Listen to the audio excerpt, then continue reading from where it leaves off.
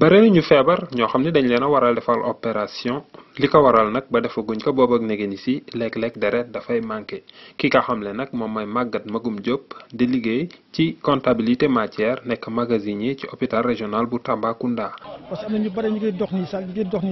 mais dañoo manqué deret xamuñu lan mooy mbirum joxe deret parce que nit ki boo tegee chaque ñeenti weer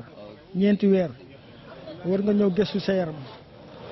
gëstu bi sa yaram bi bu fekkee ne mënoo ñëw hôpital def bilan ñu seet sa yaram bi yëpp ñetti weer wala ñeenti weer yu nekk war nga mën a maye deret boo mayee deret ba noppi ci deret bi dañuy seet ndax yow feebar nga wala feebaroo. ngir nag jàppale banque de sang bi nekk ci hôpital régional bu Tambacounda agent de sécurité de proximité yi ñu leen di wax ASP yi ñoom nag daal di amal benn bés boo xam ne dañ doon maye deret amal ko ci préfecture bu Tambacounda. dañu xool ne ak Covid bi banque de sang yi manqué na deret léegi ñu waxoon ne nañu jéem a xool benn partenariat entre ñoom mais daal fu mu nekk nii sànq rek bu ñu doon laajte yaakaar naa ne déjà sang yi mat na comme lu mu ko wax suñu mënoon dem ba atteindre benn 200 poches moom dina nekk loo xam ne lu gën la. mbas mi ñëwee ak léegi si gis nañ ne askan wi ñu ci gën a bëri sawaratuñu di dem ci bërëbu fajukaay rawatina ci hôpital régional bu Tambacounda loolu itam am jeexital ci banque de sang bi bareetul ñoo xam ni dañuy dikk foofu ngir maye seeni deret.